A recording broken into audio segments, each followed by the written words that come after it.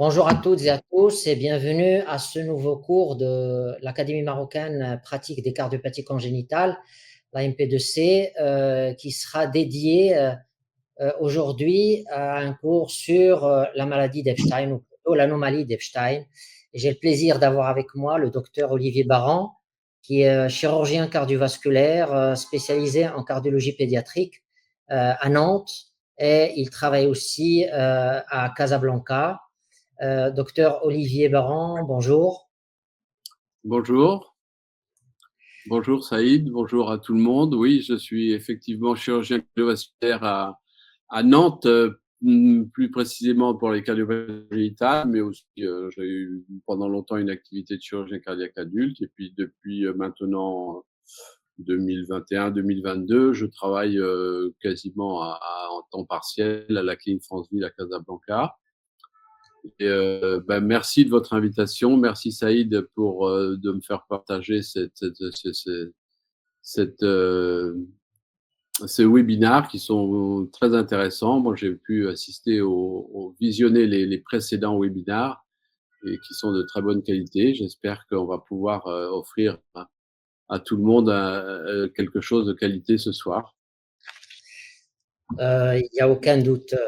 Alors, on va commencer, comme d'habitude, donc le programme, ça sera la présentation du cours par notre ami Olivier Baran. Et puis moi, après, je vous présenterai des cas cliniques comme on les vit tous les jours.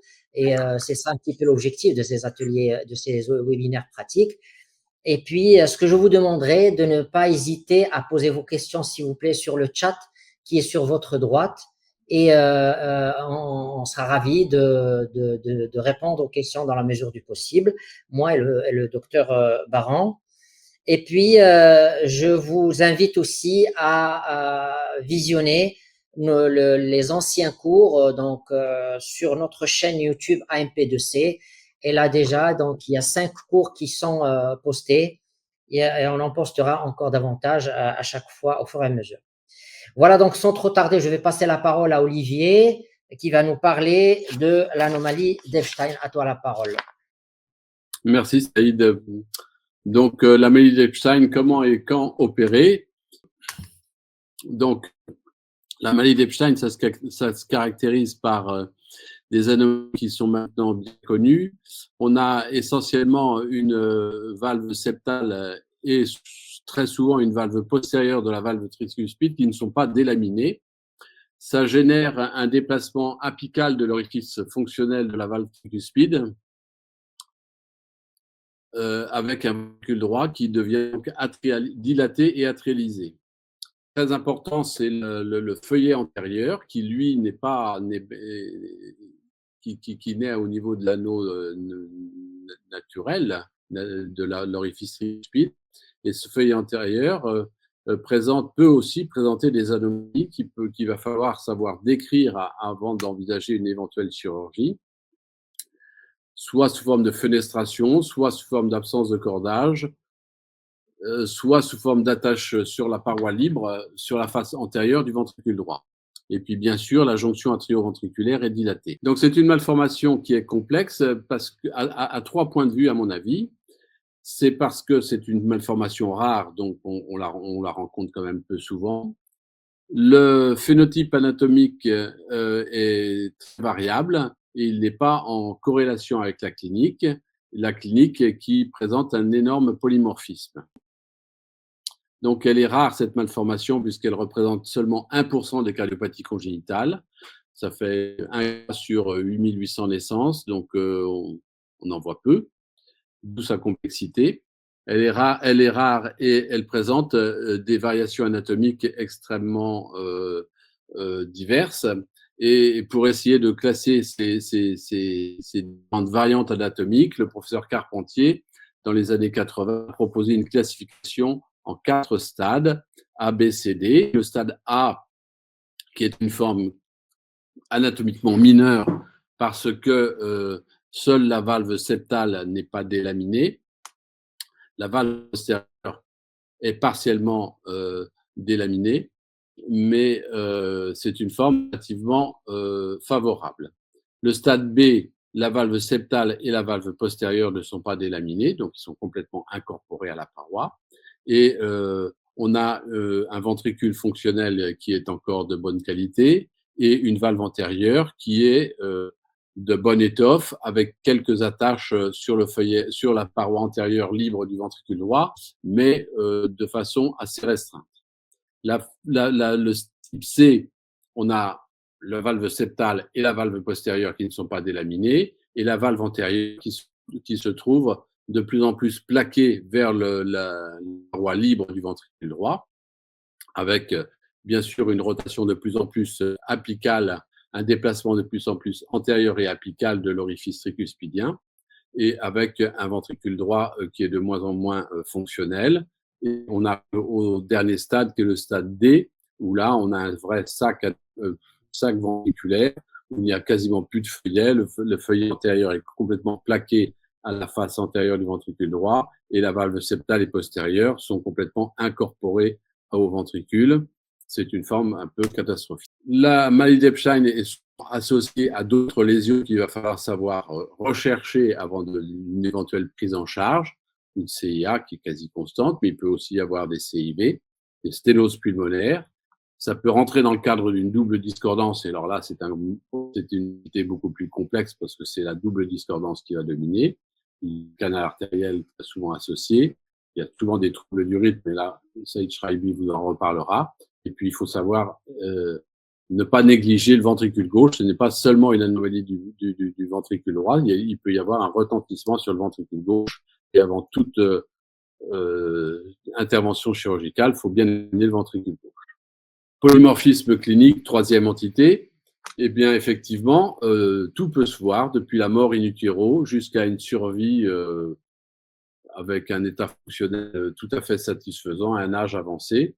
Donc, c'est une malformation qui a une présentation extrêmement variable. Donc, les formes néonatales, je vais vous en dire un petit mot, mais c'est toujours les formes les plus graves, puisque si elles se manifestent cliniquement à la période néonatale, c'est que la zone atrialisée du ventricule droit est extrêmement importante. Donc, on peut proposer ce type de diagramme pour la prise en charge des formes néonatales, en sachant que nous, à Nantes, dans notre réanimation pédiatrique, toutes les formes néonatales d'Epstein, moi, j'en ai jamais opéré. Donc, ce sont des connaissances un peu livresques que je vous livre. Pourquoi? Parce que plus souvent, la patience fait son œuvre et on arrive, grâce à de la prostine, à maintenir un canal artériel ouvert le temps que les résistances vasculaires pulmonaires diminuent. Et à partir du moment où les résistances vasculaires pulmonaires diminuent, eh bien, on s'aperçoit que finalement, on passe un cap, on a un flux antérograde dans la voie pulmonaire et très souvent, on n'a pas besoin d'intervenir à la période néonatale. Ceci étant, voilà comment ça se présente. Soit les enfants sont dépendants de la prostaglandine, soit ils ne le sont pas. S'ils ne sont pas dépendants de la prostaglandine, il n'y a rien à leur faire à période néonatale. Il faut juste les surveiller, les soigner médicalement. Et en général, ce sont les formes que l'on va retrouver par les formes infantiles, voire adultes. Lorsqu'ils se présentent symptomatiques sur le plan néonatal avec une dépendance aux prostaglandines, eh bien, il faut savoir être patient. Mais si on n'arrive pas à sevrer les prostaglandines, soit c'est parce qu'il y a une cyanose prédominante et on est obligé de maintenir un canal artériel ouvert et donc il faut leur faire un shunt, soit la cyanose s'accompagne d'une défaillance cardiaque droite et à ce moment-là, on leur propose une exclusion du ventricule droit avec un pendant la période néonatale, on peut s'aider sur le plan décisionnel du score de Gauss ou de score de Séger majeur, qui quantifie, qui fait un rapport entre la zone atrialisée, ventricule droit, atrialisé et droite. On fait le rapport de cette surface sur la zone fonctionnelle du ventricule droit, et le ventricule gauche et l'oreillette gauche. Et on arrive à un score en 4 grades qui nous permet d'avoir un pronostic de la malformation.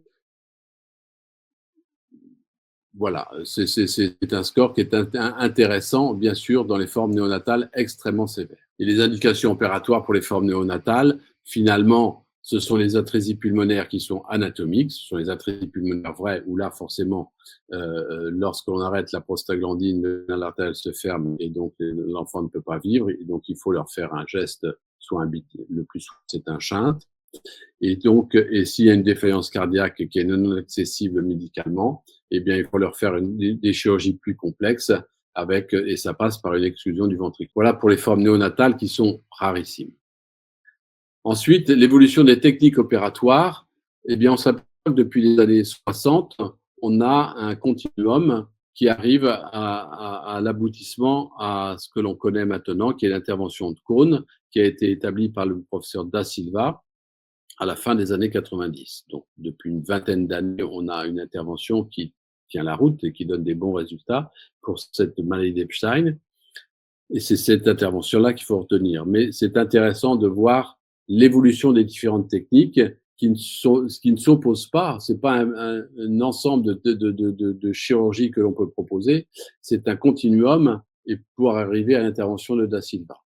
Donc, dans les années 60, puis dans les années 70, dans les années 60, c'est Lee Lehigh, un des pères de la chirurgie cardiaque, qui a proposé une simple plicature transversale isolée, c'est-à-dire qui remontait la valve septale qui est très enfoncée dans le ventricule droit à hauteur d'un anneau tricuspidien natif. C'est une intervention qui ne s'intéressait pas du tout à la fuite tricuspidienne et qui effaçait la zone atrialisée du ventricule droit et qui donnait des mauvais résultats puisque la fuite tricuspidienne restait en l'état. L'étape suivante, c'est les années 70, c'est le travail énorme qui a été fait à la Mayo Clinic sous l'égide de Danielson et puis ensuite par ses successeurs, c'est d'associer, puisque la fuite tricuspidienne dans l'applicature transversale persistait, eh bien c'est d'associer une annuloplastie à l'applicature transversale. C'est-à-dire qu'on fait l'applicature transversale comme vous le voyez en haut à gauche, et en plus, par des points en U, on arrive à plicaturer l'anneau tricuspidien pour diminuer la taille de l'anneau tricuspidien, pour essayer de diminuer la fuite tricuspidienne. C'était extrêmement… ça marche pour les formes assez mineures, finalement, avec un orifice tricuspidien pas trop dilaté. Lorsque l'anneau tricuspidien était trop dilaté pour que cette annuloplastie suffise, Sebening a proposé d'ajouter un artifice à cette technique, c'est-à-dire qu'il propose avec des points feutrés, de rapprocher les piliers tricuspidiens sur la face postérieure de la tricuspide, ou sur le septum de la tricuspide, pardon, afin d'améliorer l'étanchéité tricuspidienne. Mais vous voyez que ces techniques, finalement, ont été assez décevantes et que finalement, dans l'expérience de la Mayo Clinic, qui est de loin la plus grande expérience mondiale, avec la technique de Danielson, eh bien, il y avait quand même beaucoup plus de remplacements valvulaires que de valve repair, c'est-à-dire de plastie tricuspidienne. 182 valves repair pour 337 remplacements valvulaires. Ceci étant, cette technique, les résultats étaient pas très satisfaisants puisqu'on a un de survie à 20 ans qui est seulement de 50%. Ce qui est certain, c'est que avant l'âge de 12 ans, il valait mieux faire des réparations plutôt que des remplacements, et que après l'âge de 12 ans, c'est-à-dire à l'âge adulte finalement, eh bien, avec la technique de Danielson, les résultats étaient supportables entre le remplacement et la réparation. Et là, on arrive aux années 80 où le professeur Carpentier à l'hôpital Broussais à Paris est allé beaucoup plus loin et dans la prise en charge de la maladie d'Epstein et a complètement désinséré la valve antérieure et a commencé à faire une rotation de cette valve antérieure pour améliorer la surface de coaptation. Pour améliorer cette surface de coaptation, deux éléments, décrocher la valve antérieure et la faire tourner dans le sens des aiguilles d'une montre, parce qu'on a fait une plicature longitudinale du ventricule droit atrialisé, ce qui permet de réduire considérablement la taille de l'anneau tricuspidien. Là où cette technique pêche, c'est qu'il n'est pas allé jusqu'à délaminer la valve postérieure ni la valve septale, et donc la coaptation n'est pas aussi bonne qu'avec le cône.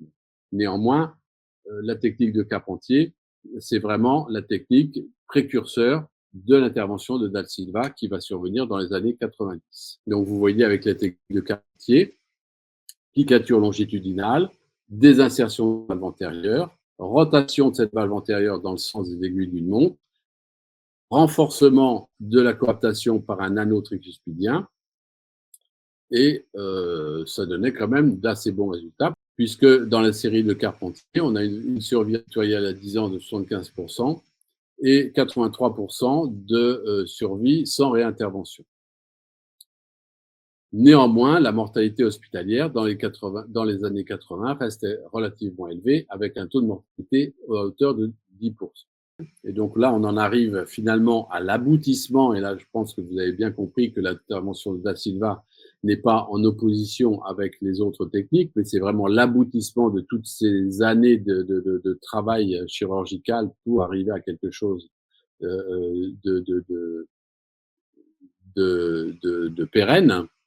C'est-à-dire qu'on détache complètement le feuillet antérieur, on délamine complètement le feuillet postérieur et le feuillet septal, et avec tout ce tissu que l'on a détaché, eh bien, on crée un cône, c'est-à-dire que le feuillet antérieur va être attaché au feuillet postérieur, le feuillet postérieur va être attaché au feuillet septal, et le feuillet septal va être attaché en avant au feuillet antérieur, pour créer un cône que l'on va réinsérer sur un anneau que l'on a rétréci. C'est l'image qui est ici. Et donc, vous voyez, après, il y a des modifications à cette technique. Plutôt que de faire une seule applicature qui est sous tension, il est plutôt recommandé de faire de multiples applicatures sur toute la circonférence de l'anneau. Et lorsque, dans les formes extrêmes de la maladie d'Epstein, il manque un peu de tissu parce qu'on n'a pas réussi à bien délaminer la valve septale qui est très réduite, eh bien, on peut proposer de mettre en place des patchs de péricarde autologue. Et puis, lorsqu'il y a des attaches linéaires dans le fond du ventricule droit, plutôt que des cordages, eh bien là, en faisant un cône, on crée une espèce de poche qu'il va falloir ouvrir. Et donc, il faut faire des incisions linéaires dans le fond, dans le bas du feuillet antérieur que l'on a fait dans le fond de notre cône. Et vous voyez que comparé aux autres techniques de plastie, eh bien, les résultats du cône sont bien meilleurs puisque la mortalité hospitalière n'est que de 2%. Et surtout, vous voyez sur les deux diaphragmes, celui de gauche, l'intervention de cône permet des résultats pérennes et stables avec le temps, contrairement aux interventions précédentes, notamment l'intervention de Carpentier, qui avait tendance à se dégrader avec le temps. Et les résultats de l'intervention de cône sont excellents, puisqu'ils sont stables avec le temps et au prix d'une mortalité qui est vraiment extrêmement réduite, en sachant quand même que plus les patients sont opérés tôt, et meilleurs sont les résultats parce que les lésions anatomiques sont moins dégradées. Et puis, lorsqu'on est en face d'un adulte et que l'intervention de cône c'est trop compliqué parce que les tissus ne s'y prêtent pas, il y a toujours moyen de mettre une prothèse, même si on sait que ce n'est pas la panacée, qu'il faudra réintervenir. Mais enfin, nous sommes maintenant en 2025 et on peut, lorsqu'on met une bioprothèse en position tricuspide, eh bien, on sait que ça n'aboutit pas forcément enfin, la première réintervention n'est pas obligatoirement chirurgicale. Maintenant, il y a des valves, une valve qui existent et ça donne des perspectives à ces techniques de remplacement bioprothétique de valve tricuspide. Par contre, contrairement à la technique de Danielson, le cône au remplacement donne des bien meilleurs résultats en termes de survie sans insuffisance ou en termes de survie sans sténose manifestement, le cône donne des bien meilleurs résultats sur tous ces paramètres que je viens de vous indiquer. Alors, quand est-ce qu'il faut les réopérer? Là, je vous ai montré comment on pouvait les réopérer. Pendant la période néonatale, on ne s'occupe pas tellement finalement de la valve, on fait du palliatif, soit sous forme de shunt, soit sous forme de shunt avec une exclusion du ventricule droit, quitte ultérieurement à le transformer en ventricule unique ou à faire un coup ultérieurement. Dans les formes infantiles, voire adultes, eh bien maintenant, vous avez bien compris que l'évolution des techniques a été vers l'aboutissement d'une technique qui est fiable, qui est reproductible et qui est pérenne, c'est l'intervention de cône. Néanmoins, les recommandations restent claires. On opère dans la maladie d'Epstein que les patients qui sont symptomatiques et qui sont symptomatiques soit spontanément, soit à l'épreuve d'effort, et que on se lance pas dans une intervention de cône si on n'en est pas dans un environnement pédiatrique avec des gens qui se sont penchés sur le problème et qui s'intéressent à la chirurgie des cardiopathies congénitales avec une expérience dans cette technique parce que les indications, les maladies sont rares. C'est une maladie qui est rare et les candidats à la chirurgie sont quand même peu nombreux. Alors, quand opérer, eh bien, il ne faut pas attendre que les malades soient trop dégradés, c'est-à-dire qu'il ne faut pas attendre qu'ils soient en stade NYHA 3 ou 4 ou que le ventricule droit, enfin l'index thoracique soit trop élevé avec un ventricule droit énorme qui comprime le ventricule gauche. Là, les résultats sont moins bons, vaut mieux les opérer plus précocement.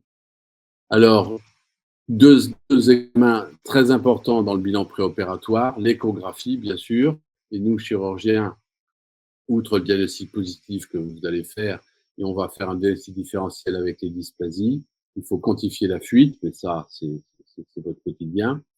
Rechercher des lésions associées sans oublier le ventricule gauche, évidemment.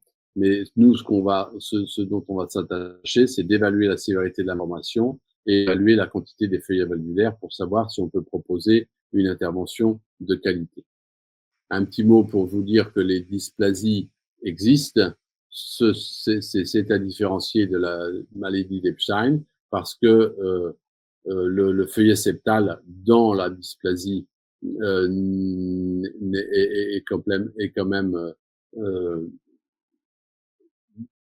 partiellement délaminé et qu'on a un tenting de la valve, mais qu'il n'y a pas de décalage sur lequel vous pouvez faire le diagnostic, 8 mm par mètre carré de surface corporelle pour poser le diagnostic de la maladie d'Epstein. Là, le feuillet septal, il est en décalage avec l'orifice mitral, mais pas autant que dans une maladie d'Epstein.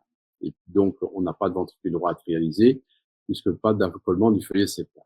Alors, évaluer la sévérité, je pense que ça, c'est un score qui est très important pour vous, échographistes, à bien connaître. C'est de calculer le rapport entre tout ce qui est accolé par rapport à la longueur du ventricule.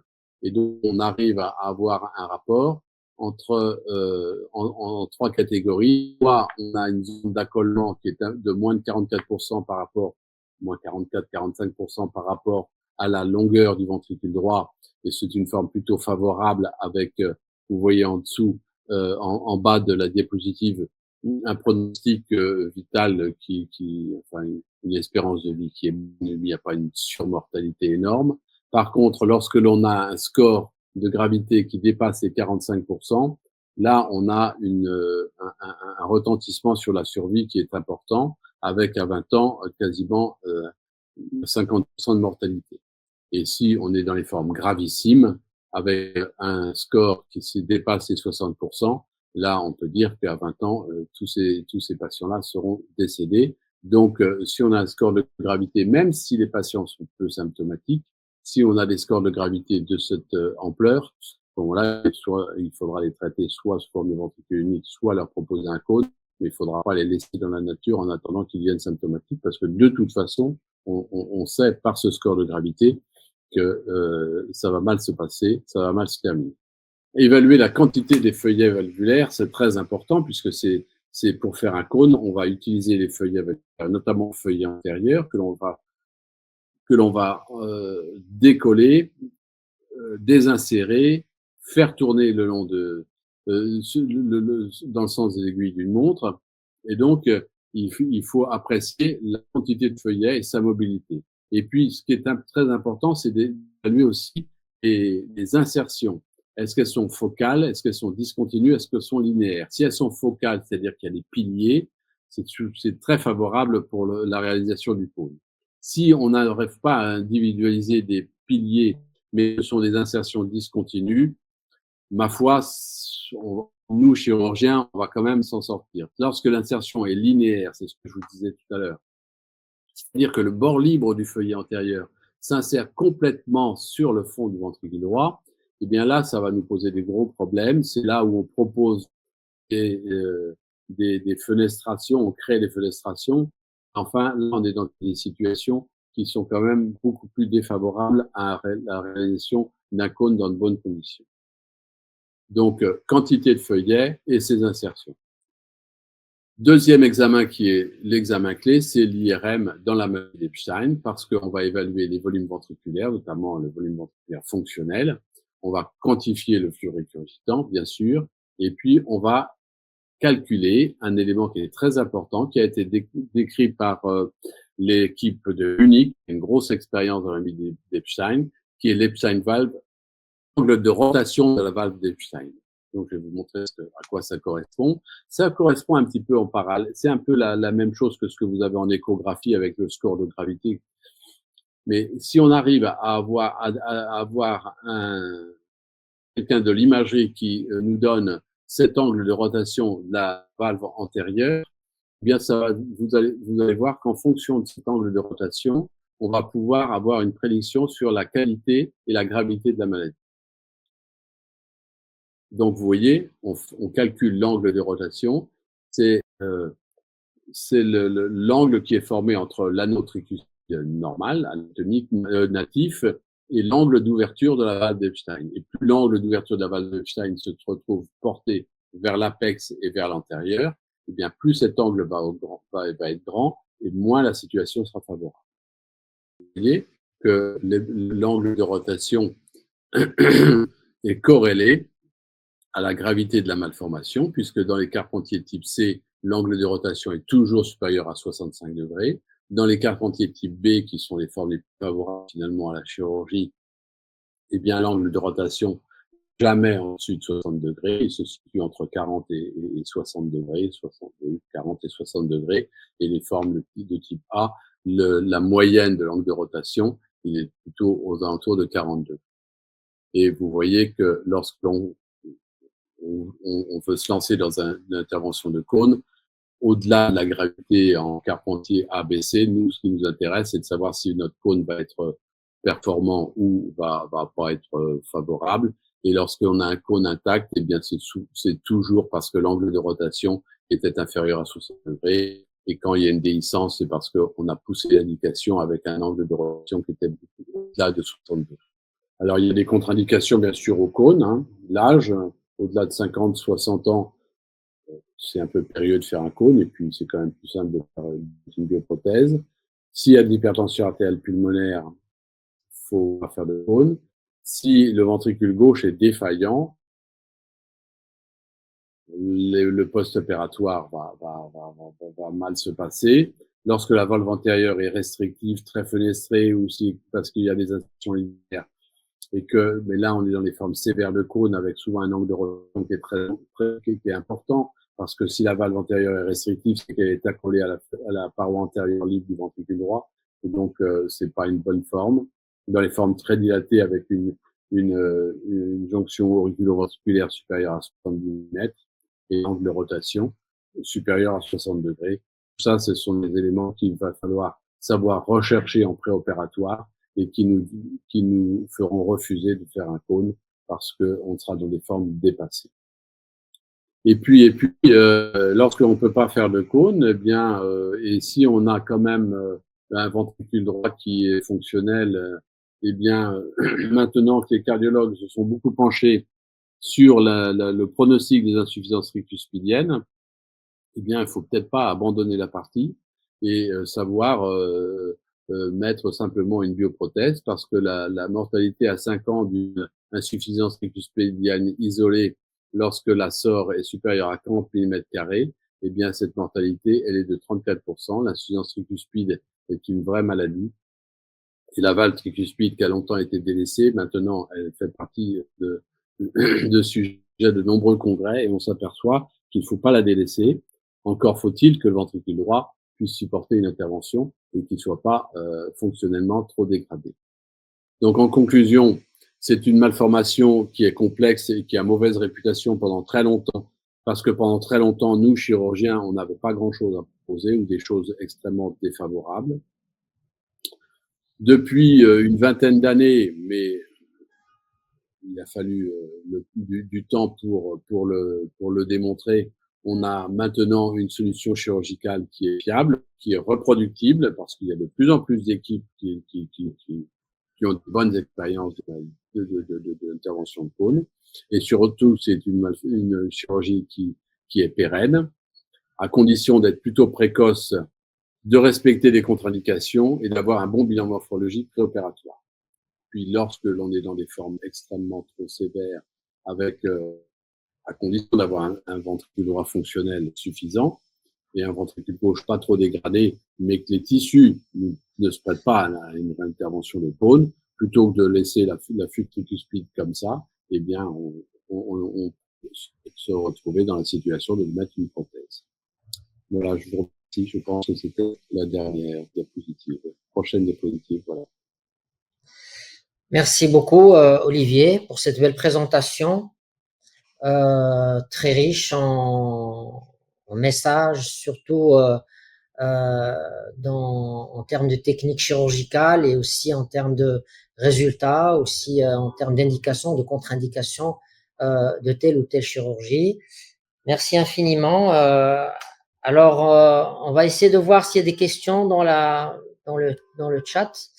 Alors, quel est le pronostic tu es d'accord? Bon, je vais faire juste un petit résumé parce que on a vu que c'est une présentation de chirurgien, mais juste pour dire que c'est une maladie qui reste quand même rare, qui reste quand même dans la majorité des cas relativement bien tolérée, qu'il y a des situations où c'est vrai que on peut avoir des cas qui sont symptomatiques, bien entendu, et que cette symptomatologie, elle dépend d'un certain nombre de facteurs. Ça dépend de la sévérité de l'insuffisance tricuspidienne, de la sévérité du déplacement du feuillet septal et du feuillet postérieur. Ça dépend de l'existence ou non d'un shunt. Ça dépend de la fonction du ventricule fonctionnel. Ça dépend de l'existence d'autres lésions associées. Ça dépend d'un certain nombre de l'âge du patient. Si ça se révèle à la naissance, c'est un peu plus compliqué.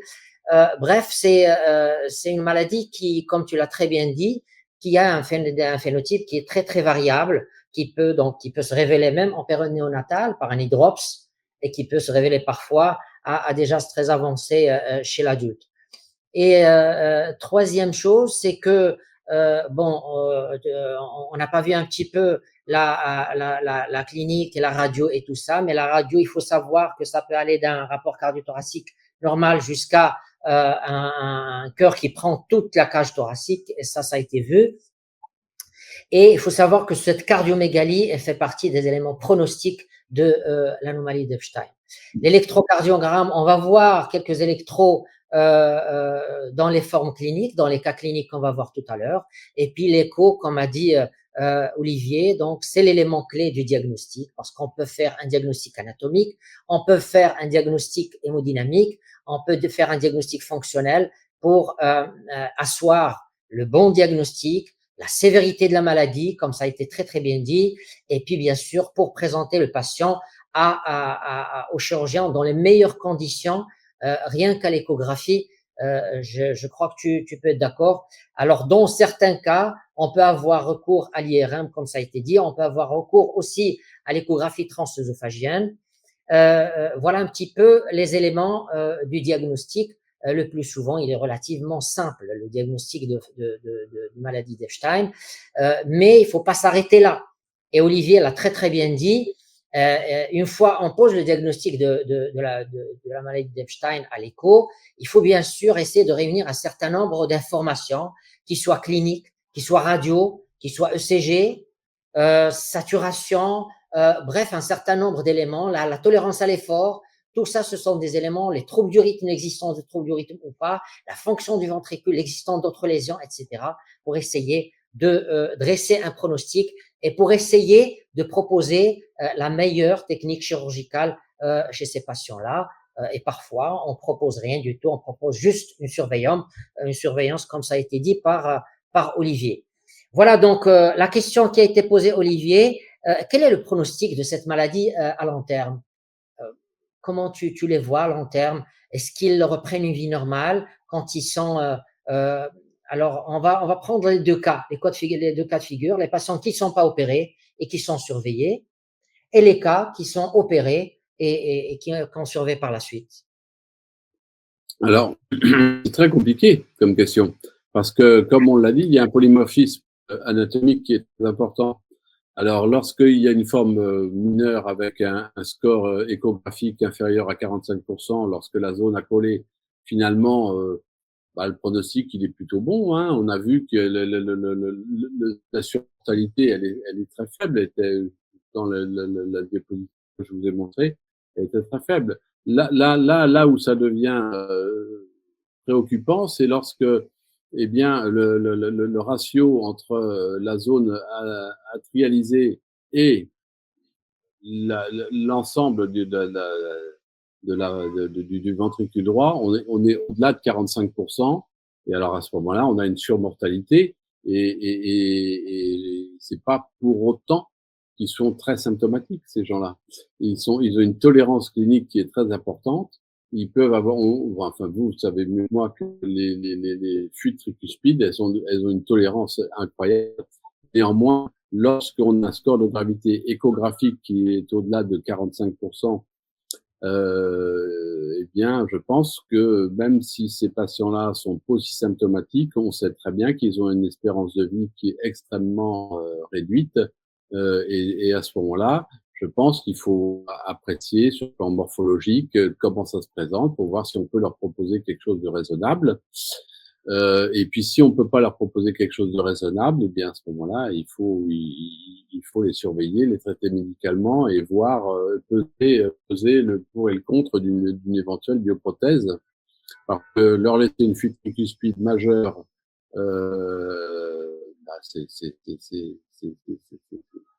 c'est embêtant, quoi. Oui.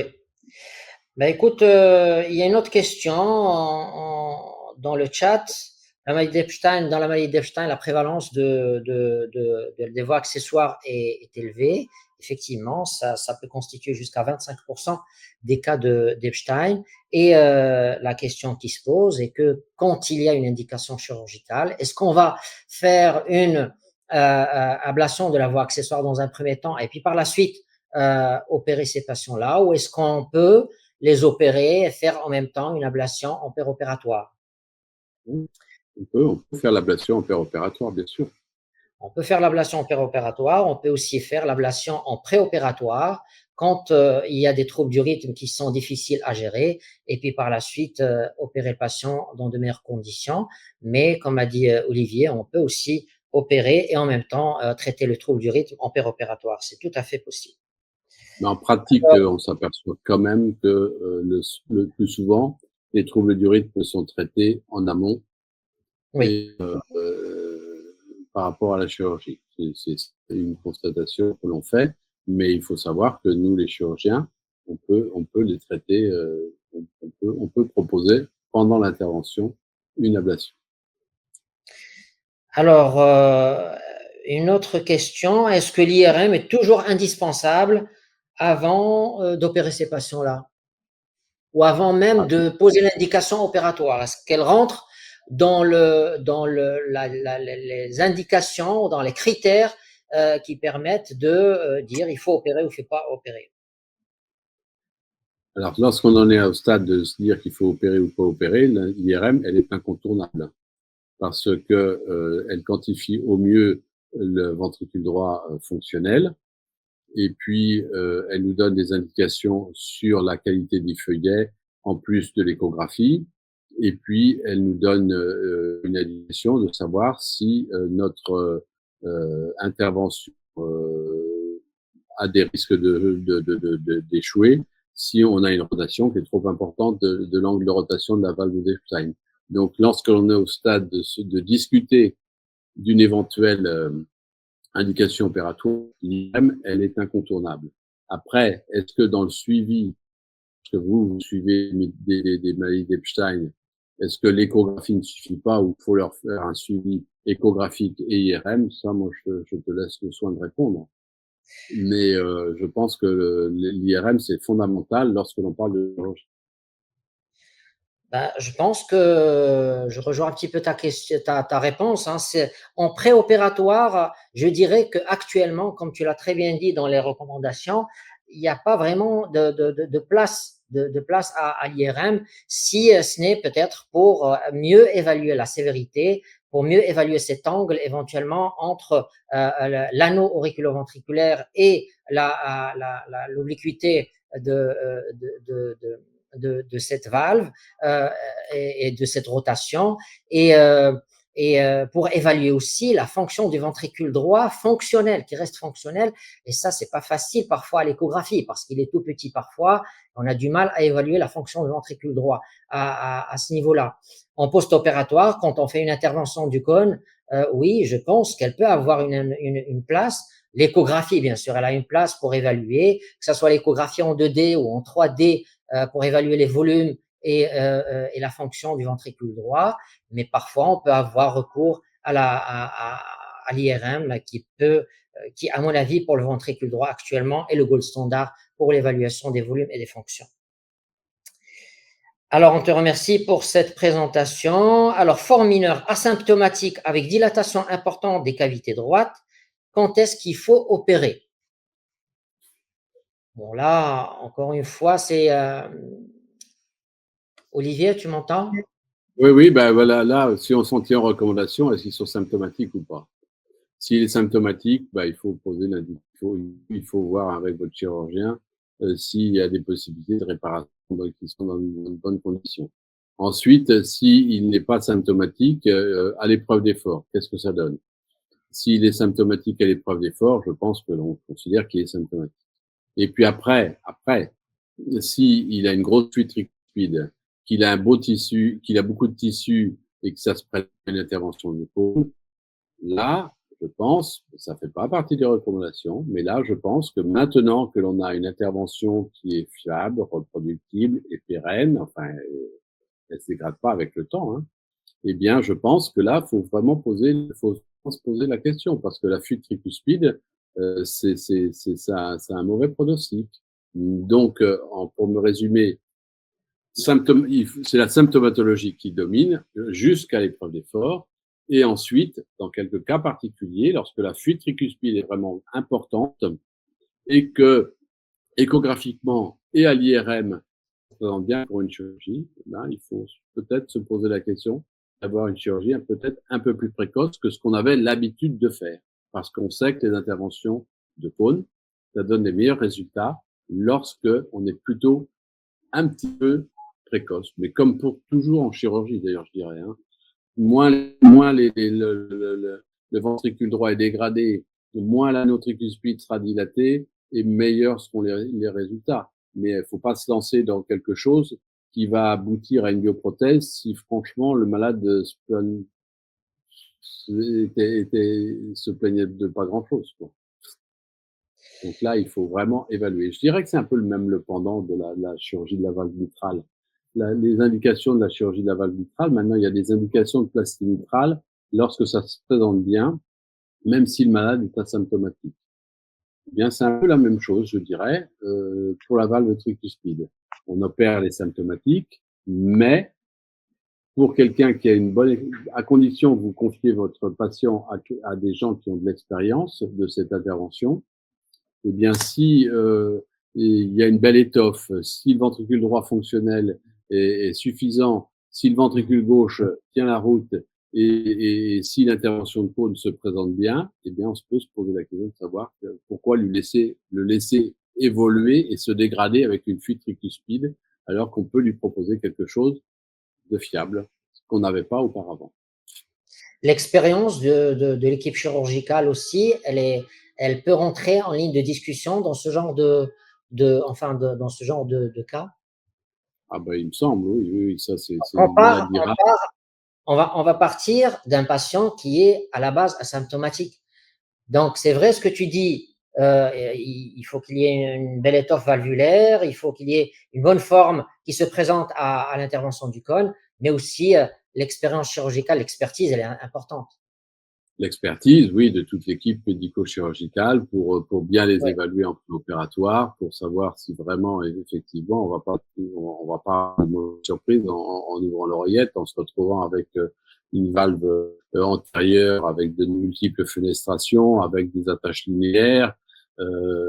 Là, on aura poussé l'indication trop loin. Non, il faut l'évaluer avec et formes asymptomatiques, il faut vraiment opérer que les formes qui se présentent plutôt bien en intervention de cône, où on est quasiment sûr d'avoir un bon résultat. Alors, notre ami docteur Al-Kandoussi, donc, il pose pratiquement la même question que la précédente, patient asymptomatique, avec un petit peu les critères qu'on vient de décrire. Donc, je crois qu'on a répondu à la question. Docteur Siddiqui, qui nous pose la question, la prise en charge des troubles du rythme, très brièvement, les troubles du rythme sont fréquents en cas de maladie d'Epstein. Les plus fréquents sont supraventriculaires, bien entendu, et on peut avoir aussi des troubles du rythme à l'étage ventriculaire. C'est tout à fait possible. Alors, les troubles de rythme à l'étage supraventriculaire, c'est essentiellement relié au vol Parkinson-White et aux faisceaux accessoires, et ça peut prendre tous les aspects des troubles du rythme supraventriculaire dans le cadre du Wolff Parkinson-White, que ce soit des tachycardies jonctionnelles par entrée intranodale, des tachycardies atriales, des FA sur Wolff Parkinson-White. Sinon, en dehors du Wolff Parkinson-White, plus, comme a dit Olivier, plus on avance dans l'âge, on a ce genre de troubles du rythme chez les grands enfants et chez les adultes. Et ça peut prendre l'aspect d'un flutter atrial, ça peut prendre l'aspect d'une fibrillation auriculaire, et je vais vous montrer quelques cas tout à l'heure dans les cas cliniques, et on va discuter un petit peu la prise en charge au fur et à mesure. Alors, on va avancer parce que, alors, quelles recommandations actualisées pour la prise en charge de la grossesse chez les femmes porteuses d'une maladie d'Epstein, réparée ou non réparée? Je pense que ça rejoint les cardiopathies congénitales de l'adulte chez les femmes qui veulent avoir qui veulent tomber enceinte, et ça dépend des lésions résiduelles, ou si la patiente n'est pas encore opérée, ça dépend de la forme de la maladie d'Epstein. Et quand la patiente elle est en dysfonction ventriculaire droite, quand elle a une unité majeure avec de la cyanose, bien sûr, ça augmente les risques de prématurité, de fausse couche, de mort in utero. Tout ça, ça a été prouvé quand il y a de la cyanose, par exemple. Quand il y a des troubles du rythme, donc là aussi, ça peut majorer le pronostic de ces femmes enceintes. Donc, l'idéal, c'est que d'évaluer correctement la parturiente, la patiente avant la conception, pour essayer de voir quelle forme d'Epstein elle présente. Est-ce qu'elle est mineure? Est-ce qu'elle est un risque intermédiaire? Ou est-ce qu'elle est à risque élevé? Et puis à ce moment-là, on pourra conseiller soit d'opérer ces patients avant de tomber enceinte, de les ablater avant de tomber enceinte. Sinon, si c'est des formes mineures, je pense qu'on peut suivre des grossesses, ils peuvent mener des grossesses sans beaucoup de problèmes. Est-ce que tu as quelque chose à rajouter, Olivier, sur ce sujet? Non, non, non, non, je pense que tu as bien fait le tour du problème. Je pense que non, non, non, rien à rajouter. Ben écoutez, merci beaucoup pour toutes ces questions. Et puis, on va passer au cas clinique, si vous le voulez bien. Voilà, donc on va passer à au premier cas clinique. 12 ans, une petite fille qui est suivie, que je suis depuis sa naissance pratiquement. Maintenant, elle a 12 ans, elle a une tachycardie, elle fait des tachycardies régulières sur Holter en 2023, il y a 2 ans. On l'a mise sous propranolol et à l'examen, elle est presque asymptomatique. De temps en temps, elle nous dit qu'elle a des palpitations, mais c'est pas très, très fréquent et c'est vraiment parfois, elle compte les secondes, hein, donc 2, 3, 4 secondes parfois. Elle m'appelle au téléphone. J'ai eu 4 battements un petit peu irréguliers. Qu'est-ce que je fais? Voilà, elle sature correctement et sur l'électrocardiogramme, vous voyez très bien qu'elle présente un Wolff Parkinson White avec une fréquence qui est tout à fait correcte. Et voilà l'aspect qu'on a eu sur le Holter rythmique, une tachycardie à QRS fin, régulière. Voilà son échographie. Alors, vous voyez très très bien ici le décalage de l'insertion de la valve septale tricuspide. En fait, la valve tricuspide septale, elle commence ici, mais il y a toute cette partie qui n'est pas délaminée, et ça fait partie de la définition de l'anomalie d'Epstein. Et pour avoir le diagnostic d'anomalie d'Epstein, il faut que cette partie de la valve septale tricuspide, il faut qu'elle soit supérieure à 8 mm par mètre carré. Donc, encore une fois, on voit ce décalage du feuillet septal qui est très important. Et on peut voir par la même occasion ici le feuillet antérieur de la valve tricuspide. On met la couleur toujours pour voir le degré de fuite tricuspidienne parce qu'il y a ce décalage et puis il y a cette rotation de la valve, comme a dit Olivier tout à l'heure. Et ici, vous voyez très bien que la fuite n'est pas très importante. Elle est minime. Elle peut être jugée comme minime. Les pressions du ventricule droit et de l'artère pulmonaire sont normales, aux alentours de 26 mm de mercure. Donc, en résumé, un enfant de 12 ans qui est presque asymptomatique, on va dire, avec un faisceau accessoire, une voie accessoire et un épisode de tachycardie en novembre 2023, unité qui est minime à légère. On peut la présenter comme une forme mineure d'Epstein, sans CIA, bien sûr. Il faut toujours voir est-ce qu'il y a une CIA ou pas, et les pressions pulmonaires qui sont normales. Alors, on l'a traité avec du propranolol 20 mg 3 fois par jour. Et elle a été staffée, cette petite, et on s'est dit, si besoin, à ce moment-là, on va rajouter de la flécaïne. Elle est actuellement stable cliniquement, elle fait du sport. On a fait un Holter en avril 2024, il ne s'est rien passé durant 48 heures. Et voilà, je pose la question et en temps, je vais vous dire un petit peu ce qu'on a fait. Alors, est-ce qu'on fait une expectative, on surveille cette petite fille? Est-ce qu'on fait une ablation de la voie accessoire et par la suite, on fait une chirurgie? Est-ce qu'on fait une chirurgie, on fait une ablation en même temps? Nous, ce qu'on a fait, c'est qu'on a surveillé, alors on continue à surveiller cette petite fille qui reste quand même asymptomatique, avec une fuite minime, sans chinte, sans cyanose, et voilà, très très peu symptomatique. Voilà. Est-ce que tu as quelque chose à rajouter, Olivier? Qu'est-ce que tu en Non, non, penses? moi je suis parfaitement en accord avec la prise en charge. Je pense pas qu'elle se présente bien pour la chirurgie parce que qu'est-ce qu'on va faire en chirurgie? On ferait un cône pour diminuer la fuite tricuspide, mais la fuite tricuspide, elle est pas en avant du tableau, donc on va rien faire de plus. Donc c'est Oui, pas un cas chirurgical pour moi. Donc oui, de la rythmologie pour régler ces troubles du rythme, mais sûrement pas de chirurgie. oui.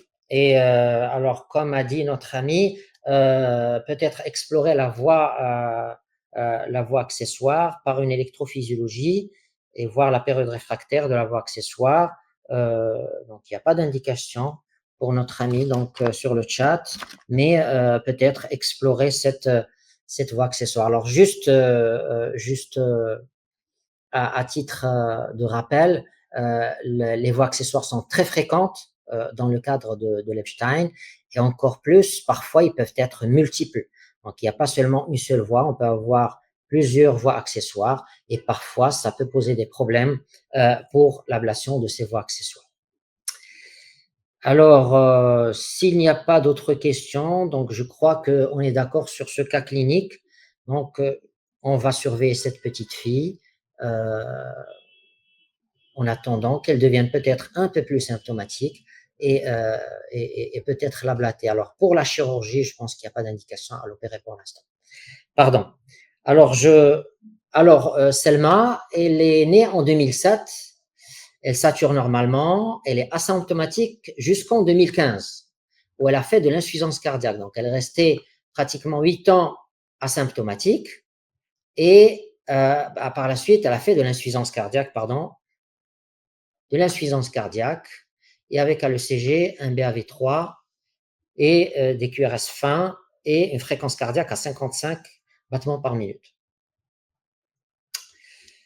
Alors, voilà un petit peu son échographie. Là, je suis bien orienté. C'est juste la vitesse de l'enregistrement qui n'est pas correcte. C'est une petite fille qui était en BAV avec une fréquence à 55.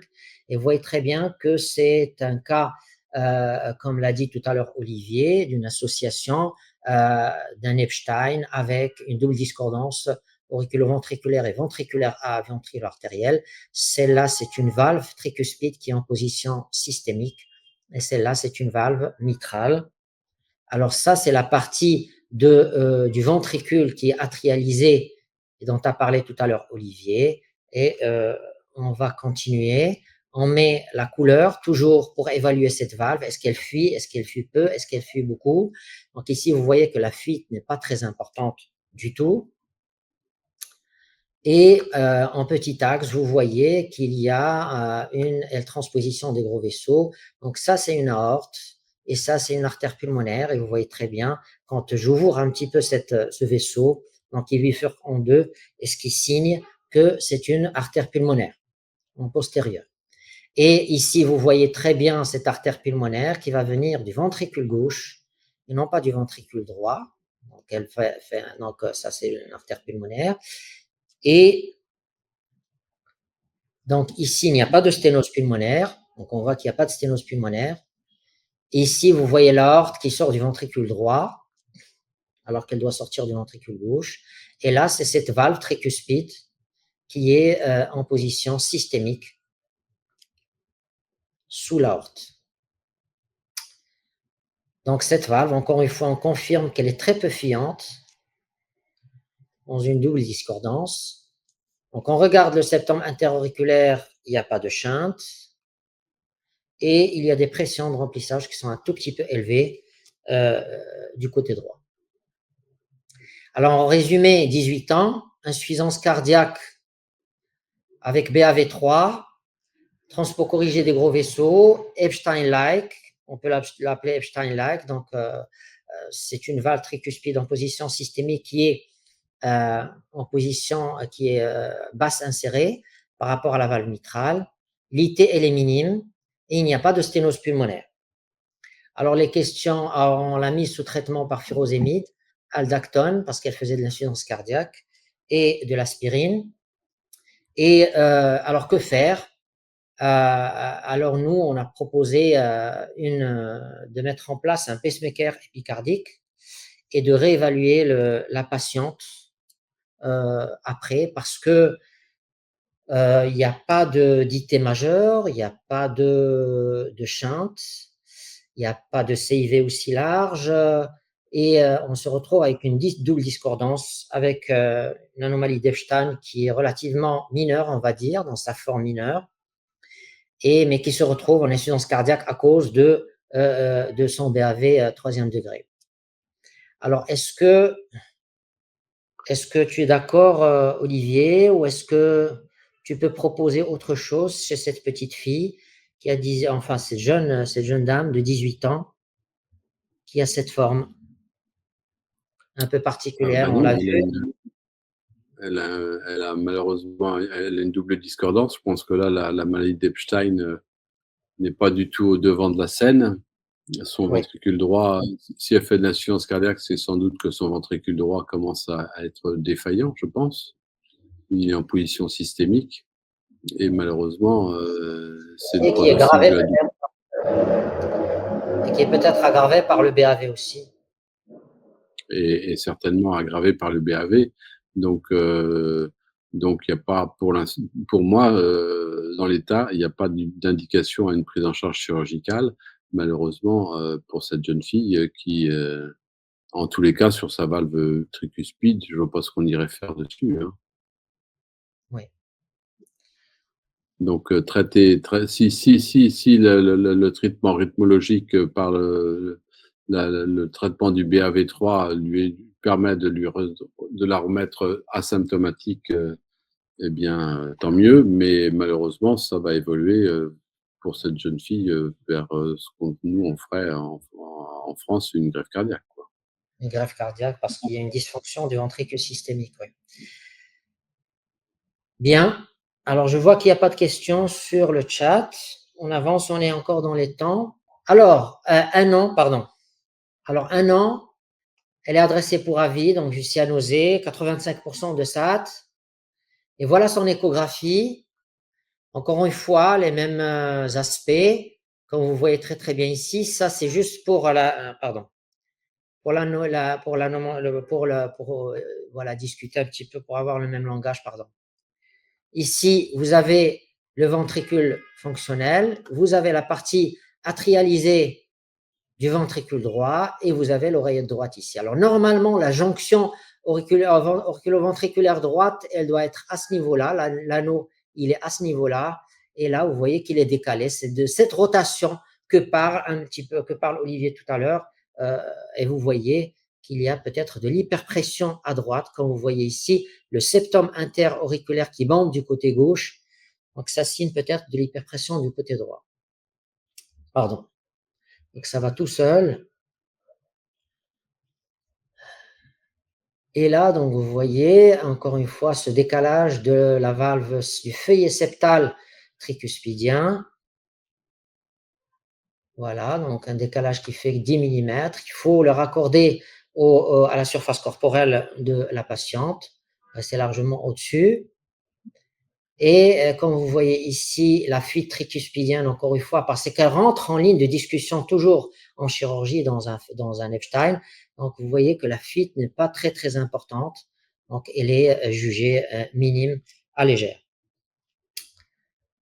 Donc, le côté gauche, bon, il n'y a pas grand-chose. Une bonne fonction du ventricule gauche. Et vous voyez ici, ça c'est l'oreillette, pardon, ça c'est l'oreillette droite, ça c'est l'oreillette gauche. Et vous voyez qu'il y a un foramen ovale perméable qui chante droite-gauche. Vous voyez du bleu à travers le foramen ovale perméable. Je vais arrêter le défilé.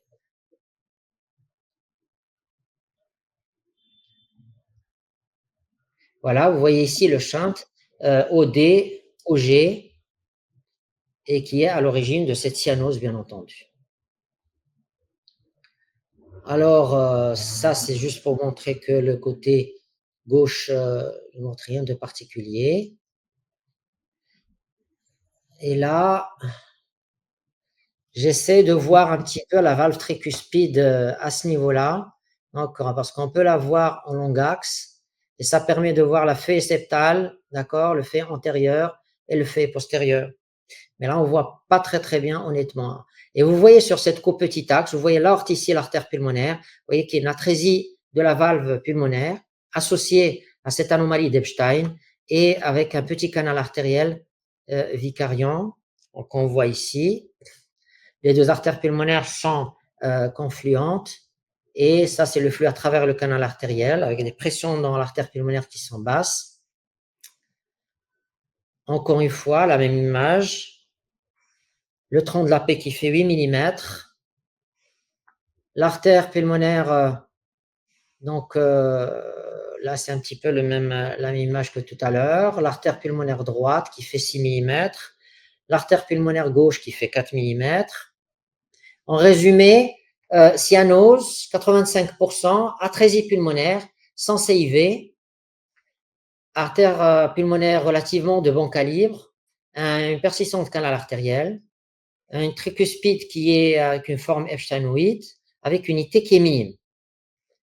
La pression du VD est très élevée, il y a une hypoplasie du VD, il y a un foramen ovale perméable qui chante droite-gauche, et il y a de l'hyperpression au niveau de l'OD. Alors, cette petite fille a eu alors excusez-moi, c'est juste, donc elle a 1 an d'âge, et elle a eu une dérivation cavo-pulmonaire partielle. On est devant une atrésie pulmonaire, on est devant une cyanose, et comme a dit Olivier tout à l'heure, c'est une prise en charge qui est à part quand on a de la cyanose, quand on a une atrésie pulmonaire. On peut proposer un BT shunt, on peut proposer une intervention de Blalox, c'est tout à fait possible.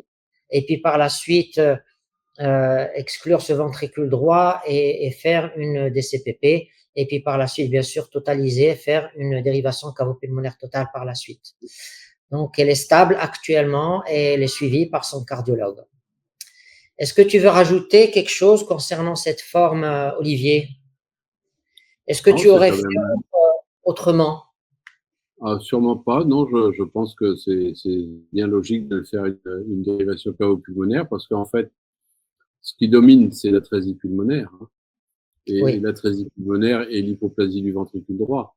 Donc, oui, il y a une valve qui est une valve tricuspide qui est mal formée, mais je pense que le tableau est pas tellement lié à l'insuffisance tricuspide, d'ailleurs mineure, mais enfin à l'hypo-VD. Son diamètre tricuspide à 1 an fait 6 mm, donc manifestement, c'est une hypoplasie du ventricule droit avec une atrésie pulmonaire, et donc ça me paraît logique de la faire rentrer dans un programme de ventricule unique avec une DCPP et ensuite une totalisation. Oui. Alors, on nous demande dans le chat, est-ce que le VD, il est bipartite, tripartite ou unipartite? Je pense que le VD, il est tripartite chez cette petite fille. Et bon, la question, elle est posée en vue, bien entendu, par la suite de savoir est-ce que on va aller dans une réparation univentriculaire ou bien biventriculaire. Je pense que on va plutôt aller dans une réparation qui est univentriculaire chez cette petite fille. Et pourquoi? Parce que tout simplement, il y a ce VD fonctionnel qui est très petit. Et sinon, il va falloir faire une intervention du cône, libérer. On ne sait pas comment ce ventricule droit va se comporter en post-opératoire. Est-ce qu'il va avoir une bonne fonction systolique? Est-ce qu'il va assurer un débit ou pas? Qu'est-ce que tu en penses concernant cette question?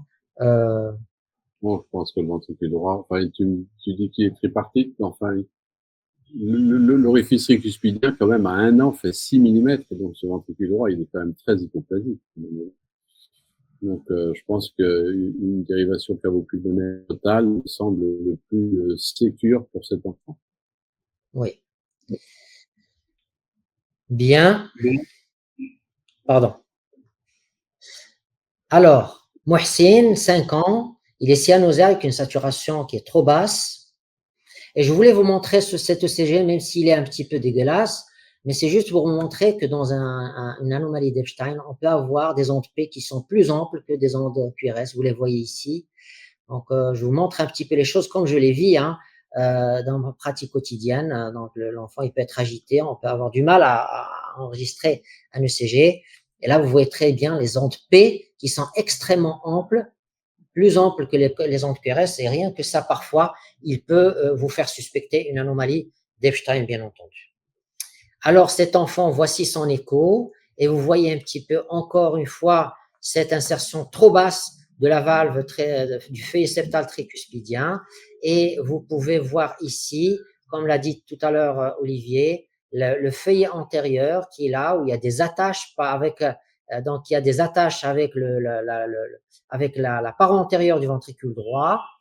Et je pense qu'ici, on est dans une forme un peu plus sévère que tout à l'heure. Donc, parce que cette partie du ventricule droit qui est fonctionnelle, elle est toute petite. Si on mesure cette oreillette droite, donc le score de Gauss, comme il a très bien dit tout à l'heure, cette oreillette droite plus cette partie atrialisée du ventricule droit, on fait la somme et on la rapporte au ventricule droit fonctionnel, cette partie plus le ventricule gauche plus l'oreillette gauche. Je pense qu'on est loin de 1,5.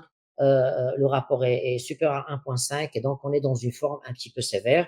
Et quand on met, donc voilà un petit peu à quoi ça ressemble. Vous voyez ce feuillet septal qui est très apical. Donc très apical ce feuillet septal. Et on voit ici que même le feuillet antérieur, bon, il est délaminé en partie, mais peut-être qu'il a des attaches. Donc ça, c'est une photo qui reprend un petit peu la même chose. Ici, avec la couleur, vous voyez que l'insuffisance tricuspidienne est majeure dans ce cas précis. Et on vérifie, pardon, on vérifie la voie pulmonaire. La voie pulmonaire, elle est peut-être sténosée, mais je vais voir dans d'autres coupes. Voilà. Donc ça, c'est les pressions dans le VD. 148 plus 10 ou 15, on est déjà à 65 mm de mercure. Alors pourquoi? Parce que tout simplement, il y a une sténose pulmonaire associée. Vous voyez ici la valve qui s'ouvre en dôme. Voilà, donc ça c'est l'aorte, ça c'est l'artère pulmonaire, ça c'est le ventricule droit fonctionnel. Et vous voyez que c'est une valve qui s'ouvre en dôme. Il y a une sténose pulmonaire associée, ce qui fait que cette pression dans le VD est augmentée et bien sûr qui va majorer l'insuffisance tricuspidienne. Voilà, mais c'est une sténose pulmonaire qui est certes avec un gradient qui est bas, mais très probablement ce gradient sur la valve pulmonaire, il est sous-estimé du fait de cette fuite tricuspidienne qui est majeure. Donc tout part dans l'oreillette droite au lieu que ça part dans l'artère pulmonaire. Et là, vous voyez qu'il y a un shunt, il y a une double CIA ostium secondum avec un shunt droite-gauche. Vous voyez sur les deux CIA, on voit très bien le shunt à travers les deux CIA. Donc en résumé, 5 ans, dessature à 60%, anomalie d'Epstein, IT importante, sténose pulmonaire dont le degré est probablement sous-estimé, et il y a une double CIA avec un shunt droite-gauche.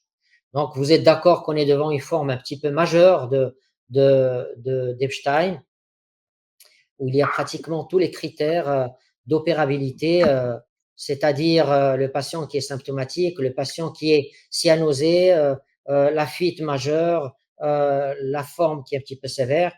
Et je pense que c'est dans ce genre de situation, il faut peut-être faire une IRM pour mieux évaluer ce ventricule droit, pour mieux évaluer les feuillets tricuspidiens, pour mieux évaluer la fuite et puis pour évaluer la sévérité de l'Epstein avec cet angle qu'on a vu tout à l'heure. Et voilà, nous on propose dans ce cas une intervention du cône, fermeture des CIA et vérification de la voie pulmonaire. Qu'est-ce que tu en penses, Olivier? Effectivement. Alors, j'étais un peu perdu là parce que j'étais déconnecté, mais enfin, Ah oui, effectivement, d'après ce que tu me dis, ce que je t'entends dire, bah oui, c'est une forme qui se présente. C'est un enfant de 5 ans, oui, un stature enfant de 5 ans, 60%, voilà, qui IT descend importante. importante. Oui, bah Voilà, oui, non, mais là, je pense que celui-là, faut effectivement, on peut pas le laisser comme ça, avec une saturation à 60% et oui, une insuffisance cuspidienne importante. Si il doit avoir une CIA, mais si on ferme la CIA et on laisse l'IT importante, c'est pas on va logique. se Donc, il faut absolument lui faire un bilan préopératoire pour lui envisager une intervention de cône. Ça, c'est une forme qui me semble tout à fait devoir être exploré. Alors, le problème, c'est de savoir si on se lance dans un cône à plus ou moins. En fonction du bilan, il faudra savoir si on lui fait une dérivation cavo-pulmonaire associée ou pas. associé, oui, oui, tout à fait, pour essayer Parce que ça de fait partie décharger un des petit peu le ventricule droit, oui, voilà. tout à fait. Oui. Alors, on nous propose une dilatation percutanée de la sténose pulmonaire et réévaluer le ventricule droit. Je pense qu'on est déjà dans une forme sévère en dehors de la sténose pulmonaire. La valve tricuspide est très très malade et c'est une forme qui est un petit peu minimum. C'est un Epstein de type C. Je ne sais pas si tu es d'accord, minimum, parce qu'il y a une rotation qui est très très importante euh, et de l'orifice auriculo-ventriculaire. Et, euh, et voilà, donc ça sera beaucoup plus une intervention du cône avec fermeture de des CIA et vérification. Bon, bien sûr, il faut faire un bilan préopératoire complet avec IRM, avec ETO et voilà. Et sans doute aussi éventuellement un cathé, parce qu'il faut vérifier les pressions pulmonaires, même s'il y a une cytose pulmonaire, a priori elles sont basses, mais il faudra, Oui, vu la sévérité de la lésion, sans doute associer une dérivation cardiopulmonaire partielle oui, oui. pour décharger ce ventricule. Le ventricule. Et dans ce genre de situation, il faut prévoir une assistance ventriculaire en post-opératoire, il faut prévoir ça. Ben, faut l'avoir pas loin, oui. Il vaut mieux l'avoir pas loin, parce que c'est sûr que si on est dans les difficultés en fin d'intervention, la mise en place d'assistance pour pouvoir sevrer très, très progressivement et l'assistance pour la mise en charge progressive du ventricule droit, ça donne plus de chances à la réussite de l'intervention. Oui. Merci beaucoup. Donc, on va passer. Alors, je vous présente un cas que je suis depuis très très longtemps maintenant. Il a 64 ans, c'est un enseignant. Il est suivi depuis une quinzaine d'années. Il est resté stable jusqu'en 2021. Il y a 4 ans, il a commencé à faire des palpitations. Ils sont bien tolérés dans un premier temps. Tachycardie à 190 par minute. QRS fin, sans onde P. Flutter, donc je vous signale qu'auparavant, il n'avait pas de voie accessoire à l'ECG. Et donc, c'est beaucoup plus un flotteur atrial. Donc, on a fait les manœuvres vagas, ça n'a pas marché. On l'a hospitalisé, on l'a réduit sous cordarone. Et puis, il est sorti sous cordarone avec du bisoprolol. Il a fait de la dystéroïdie sous cordarone. Bisoprolol seul, il a fait un échappement de traitement par la suite. On a essayé la propafénone, échec. Et on a essayé la flécaïne, échec. Et puis par la suite, on s'est remis à bisoprolol cordarone après avis de l'endocrinologue.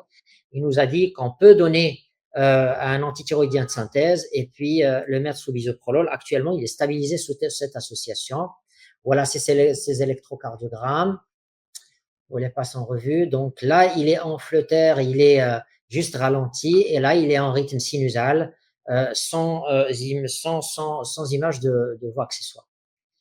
Voilà son son écho. Vous voyez ici le feuillet septal. Je suis en long axe. Hein. Donc, normalement, on ne devrait pas voir la valve tricuspide au niveau de cette coupe. Ici, on est devant le feuillet septal, le feuillet postérieur. Ces deux feuillets qui sont accolés, vous voyez très bien. Et le feuillet antérieur, vous voyez que c'est lui qui fait le jeu de la valve. C'est la définition même de l'Epstein typique. Et là, je suis en cas de cavité avec un décalage de ce feuillet septal. Vous voyez qu'il est délaminé à ce niveau-là. Il n'y a pas de délamination à ce niveau-là. Le feuillet antérieur, il est délaminé. Il a des attaches au niveau de la paroi antérieure. Et vous voyez toute cette partie qui est atrialisée du ventricule droit. Donc ça, c'est l'anneau. Et ça, c'est la fuite de la valve tricuspide qui est très importante, une fuite majeure. Là, je suis sur la voie pulmonaire. Il n'y a rien sur la voie pulmonaire. Il n'y a pas de sténose. Il n'y a pas d'atrésie pulmonaire. Et là, c'est le septum interauriculaire. Certes, il bombe du côté gauche, mais il n'y a pas d'image de CIA et il n'y a pas de shunt au Doppler couleur. Alors, en résumé, anomalie d'Epstein, dans sa forme, on va dire, qui n'est pas très, très sévère en dehors de l'IT majeur. IT importante, pas de CIA, et le flutter qui est symptomatique et qui est récurrent malgré plusieurs thérapeutiques antiarythmiques. Alors, le traitement, donc actuellement, il est sous bisoprolol cordarone, il est sous AOD, il est sous antithyroïdien de synthèse, il est sous amlodipine. Entre-temps, il a fait de l'hypertension artérielle, donc on a rajouté de l'amlodipine. Alors, voilà, ce patient, il a refusé toute intervention, c'est-à-dire ablation du flutter. On lui a proposé ça. Il a refusé de le faire. Il a refusé la chirurgie. Et donc, nous, juste pour une discussion concernant ce cas, IT majeur, sans shunt, sans cyanose, mais avec des troubles du rythme, on propose soit une intervention du cône avec un MAZE pour essayer de traiter ce flutter atrial, ou bien une ablation du trouble du rythme actuellement, puis par la suite une intervention du cône. Mais je pense que la première option est la plus judicieuse, la plus pratique. Qu'est-ce que tu en penses, Olivier, de ce cas? Il a 64 ans, ce Il monsieur-là. a 64 ans, ouais. Ou bien, attends, excuse-moi, c'est beaucoup plus, tu vas me dire, un remplacement valvulaire. Bon, je pense, hein. Oui, oui, oui, je suis d'accord avec toi. Ça sera beaucoup plus un remplacement par bioprothèse avec Ce sera un éventuellement. remplacement par bioprothèse avec une chirurgie antirythmique, s'il accepte, Oui, bien sûr. Mais absolument. On est lui, d'accord. lui, oui, on est d'accord. Il faut lui traiter son insuffisance cuspidienne, c'est sûr, hein. Oui, oui. Donc, ouais. Malheureusement, bon, il a refait tout traitement. Alors, je vais voir s'il y a des questions dans le chat. Non, il n'y a pas de questions concernant ce cas. Mais c'est vrai, c'est bien de voir un petit peu ces différents cas. Alors, le dernier cas clinique, et je crois qu'on sera dans les temps. 50, pardon, excusez-moi. Elle a 56 ans. Je la suis depuis 2016. Elle a été opérée de sa maladie d'Epstein avant que je la voie. Ils ont fait une plastie tricuspidienne. On n'a pas de compte rendu opératoire pour voir un petit peu quel genre d'intervention. Elle est entre autres diabétique hyperuricémiante et elle ne fait pas d'insuffisance cardiaque patente. Donc j'insiste sur ça. Et elle est en EFA, cette dame. Donc vous voyez ici son électrocardiogramme, elle est en EFA. Voilà son échographie et vous voyez cette valve, ce feuillet septal, encore une fois, qui n'est pas délaminé. Et vous voyez ce feuillet antérieur qui est délaminé, mais qui a une attache au niveau du feuillet antérieur, il est complètement rétracté. Et lui aussi, il ne fait pas vraiment le jeu. Et vous voyez qu'il y a une absence de coaptation de cette valve. On n'est pas obligé de mettre la couleur pour attester que cette fuite est majeure. Donc, il y a l'anneau réel, il est là. Il y a toute cette partie qui est atrialisée, le ventricule fonctionnel et l'oreille d'origine. Donc, la fuite, on s'y attendait, une fuite majeure. Et encore une fois, vous voyez ici ce feuillet septal qui est accolé, le feuillet postérieur qui bouge très peu et le feuillet antérieur, il est là. Donc, c'est lui qui fait un petit peu le jeu. Donc, on met la couleur et vous voyez que la couleur, la fuite, elle sort de partout, un petit peu de toutes les commissures. Elle est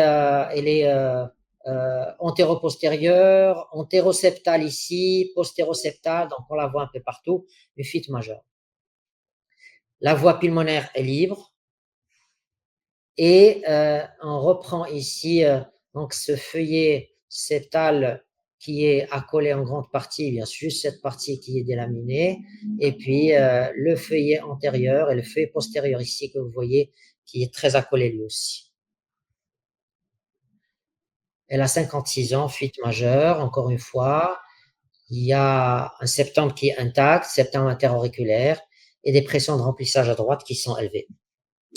Donc 56 ans, ACFA, Epstein sévère, IT importante, la valve postérieure est accolée, la valve septale est rétractée, non délaminée, un anneau tricuspide qui fait 30 mm, une dysfonction du VD et il n'y a pas de shunt.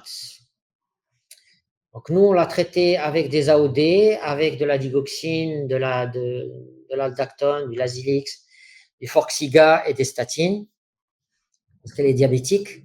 Et voilà, on prend pause chez elle beaucoup plus un remplacement valvulaire tricuspidien par bioprothèse qu'une intervention du cône et peut-être en profiter pour faire un MACE.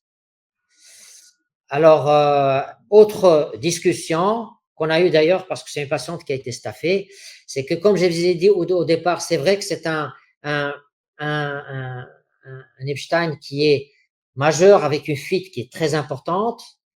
Et là, je crois que Olivier, il va pas être d'accord. Donc, on a opté pour une surveillance. Il est asymptomatique, on va dire. Cliniquement, elle est asymptomatique, mais voilà, on a opté pour une surveillance parce que le risque opératoire, il est élevé. Mais je pense que Olivier, il a une autre idée. Qu'est-ce que tu en penses, Olivier?